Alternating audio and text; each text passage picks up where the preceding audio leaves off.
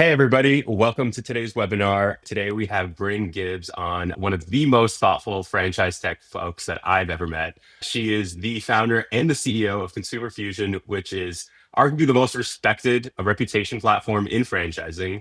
Brynn, I think you have a pretty rare mix of knowing strategy and being a company builder and knowing brands and unit level reality. I'm just really excited to have you on. I'm excited to talk specifically about reputation in the role of coaching, something that we both live in. But before that, thank you so much for being here. Oh, you just made my day. Thank you, Gary. I'm so excited to be here. Thanks for having me. So maybe let's start with your background. I know I did the one sentence, but for those folks that don't know your career and how you built this company, I think it's a fascinating story. So maybe start there. Okay, sounds good. Hey, everyone. My name is Brynn Gibbs. I'm the founder and CEO of Consumer Fusion.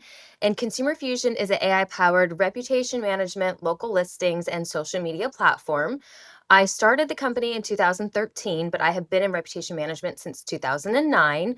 I actually started in the medical field in dental. And when we sold off Consumer Fusion in the dental space, franchising was introduced to us, and how we built that platform for multi-unit locations is very similar to the need at the time that franchisors had for monitoring their brand's online presence. So we pivoted and shifted towards franchising, and I am so thankful that we did, because consumer fusion is in all verticals, but franchising is by far the most near and dear to my heart. So we are bootstrapped, which means it's been a slower journey, but I have been able to keep control of that journey. And I'm so passionate about what we do, the brands that we help, the team that I get to do it with. And I'm just really excited to talk about AI and ops and how reputation and reviews and organic social play a role into what makes a brand's strong online presence. Amazing. And so, before we dive into all of that and kind of understanding it, I'm curious, what made you say that like reputation management is a scaled problem, right? The idea that it needs to be solved at the brand level versus a mom and pop shop doing it at the local level. Because you guys have been champions of that. What was that journey like?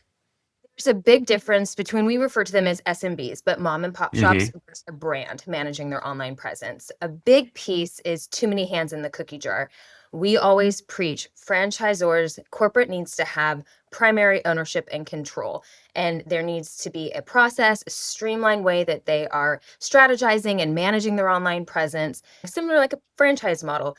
It's successful because there's a cookie cutter process that everyone follows. So same thing goes into your strategy when it comes to providing your franchisees with the tools at the local level to have them perform, to be visible online, but also to have it manageable for corporate. So every brand we work with, we actually kind of customize what the strategy and what our service to the brand looks like, because it's not one way for every single brand. Different industries require different things. There's different review sites per industry. Where a brand is focusing on spending their ad dollars all play a vital part in it. So one thing that we pride ourselves on is making sure we customize what that journey looks like with our clients and our partners, so that they are seeing success at the brand level as well as at the local Hmm. level. So So that's super interesting that you guys customize your solution for every single brand you work with.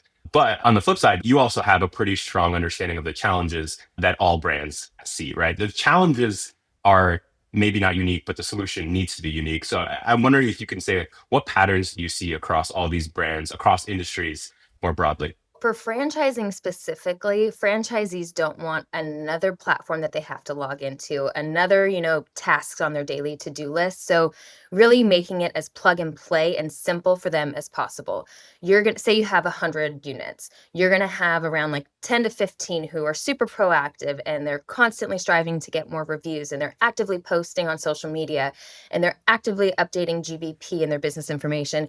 But then the majority are just going to be like, hey, I need and want you to do this for me. I don't want to log into the platform. I'm not going to log into the platform. I just want it, set in place and handled for me. So I would say that has always been the biggest challenge specific to franchising, is just when you roll out and you onboard a brand, the education and the training given to the franchisees. So they understand the value of the tools and the service that they're getting, but also so they understand what they do or don't have to do in order to be successful. So I would say for franchising, it's adoption at all locations. That's usually a Hmm. challenge.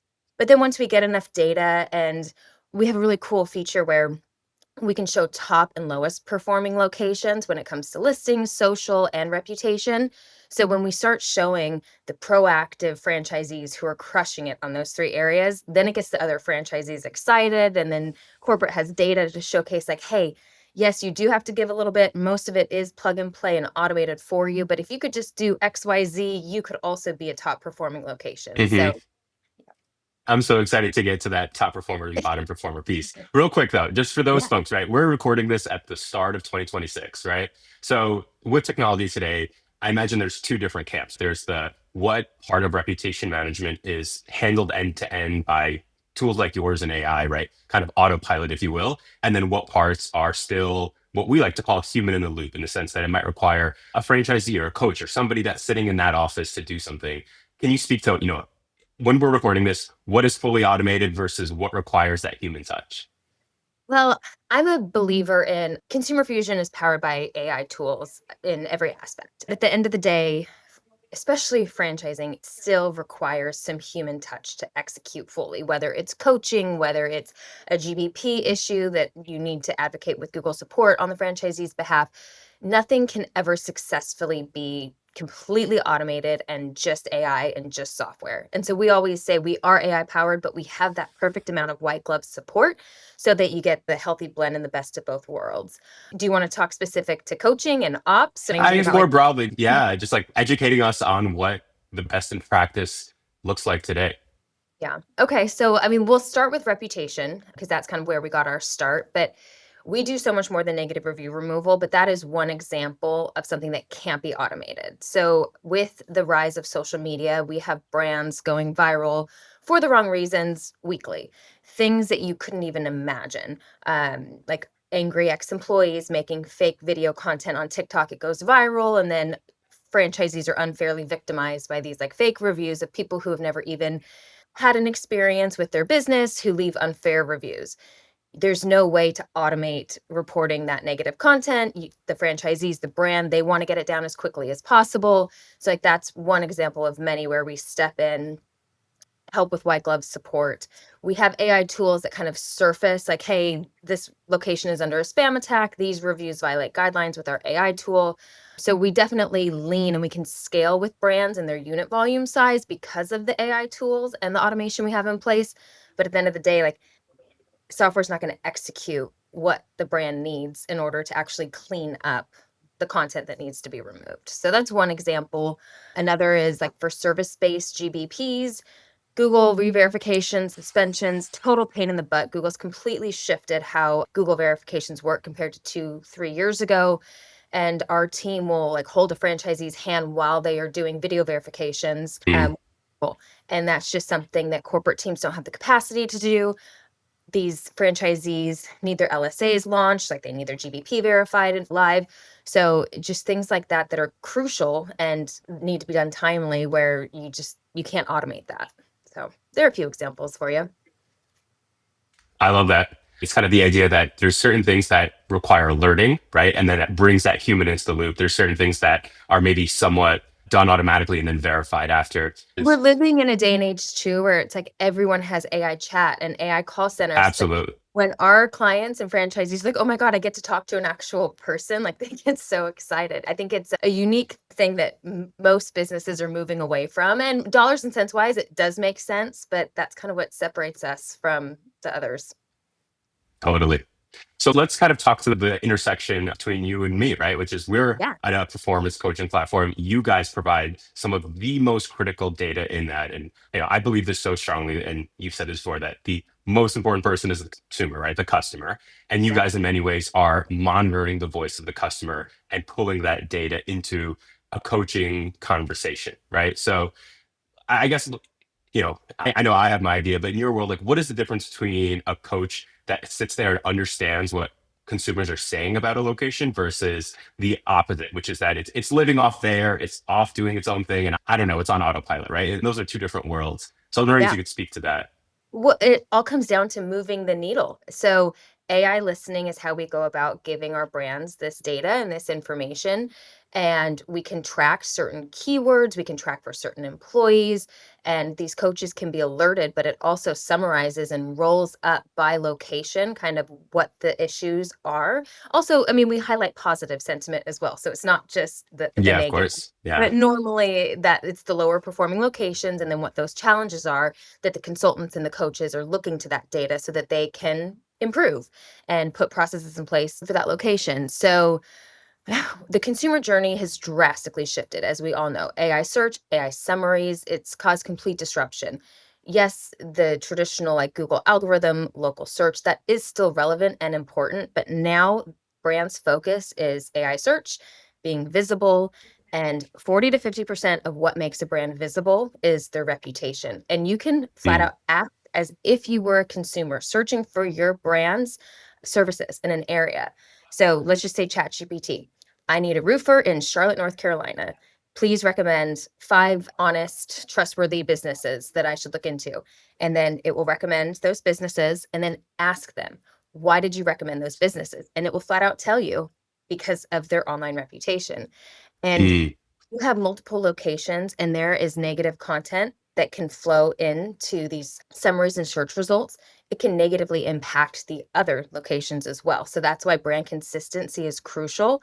But when I first got into reputation management, I was fighting for people to understand because they would say, "Oh, I'm 5 stars. I have 10 reviews. I'm good. I don't need to worry about this." Where I was trying to have them understand, no, it's all about continuing to feed the algorithms. You want to have consistent reviews. You want to be as detailed as possible or have your customers be as detailed as possible within their reviews. Because I'll use myself for an example. This last weekend, I wanted to take my family out to dinner. My husband wanted to watch the playoff game. I wanted an espresso martini. I wanted to look at the ocean and I wanted it to be kid friendly. So it was the longest search prompt ever. But that's how people are starting to search. And so, where these AI algorithms get the information is from the content within reviews.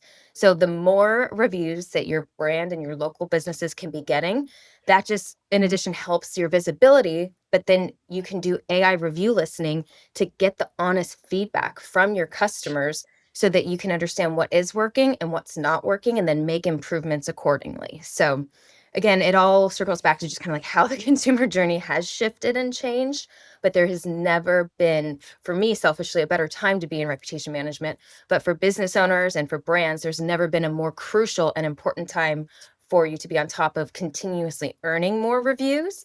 And then that's just a way that you can take what your customers are saying because these are live public review sites. So a lot of brands do traditionally NPS. PE firms, they love NPS, Net Promoter Score. I'm not dogging NPS. We offer NPS as a service, but it's very controlled. You are sending emails or texts to your customers, specific customers at a specific time asking for their feedback. It has like 11% average response rate. When you are monitoring your social sites and your review sites, you're getting live public feedback. And oftentimes it's feedback from your customers before they even choose your business. Like we help businesses and brands with call center negative reviews and like monitoring the feedback there, people who can't get anyone on the phone. Like it presents so many holes in so many brands' processes that they're ignorant to because they're spending their time serving existing customers and not focusing on what people are saying across all the different review sites and social sites. So I'm not saying don't do NPS. There's still value to NPS. You can get the same type of data from your reviews that you can from NPS, but it's just what everyone is saying about your business. It's not controlled.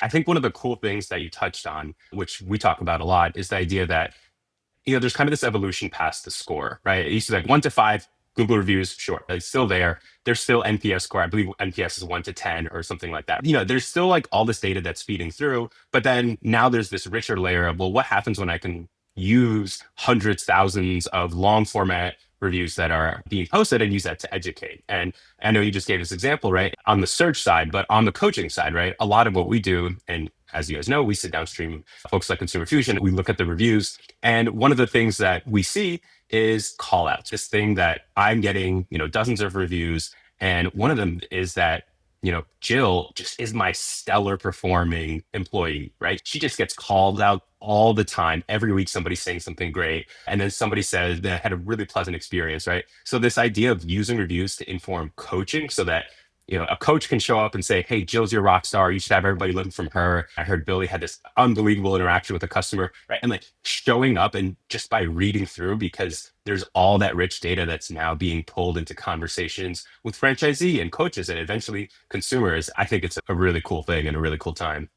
And also, we coach our clients, like, regardless of what your industry is, but I'm just going to use a fire water restoration brand that we partner with. Every morning, their franchisees have a morning huddle with their techs, and they will call out and read the reviews that they received from the day prior because they're coaching from inception. When their techs go and introduce themselves to their clients, the homeowners, they say, like, "I'm Todd, I'm here for XYZ.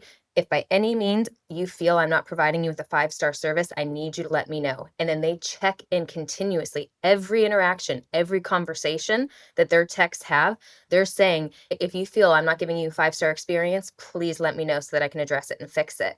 And then they incentivize their techs and they get a $50 gift card for every 5-star review that they receive. It's a win-win. The business, the Yeah. brand, continuously getting 5-star reviews. Customers are happy. They're getting 5-star reviews. They're spreading the word about the business. So just like it comes full circle. But then back to the coaching piece, coaches need a little bit of support when it comes to the data that they're looking at as well.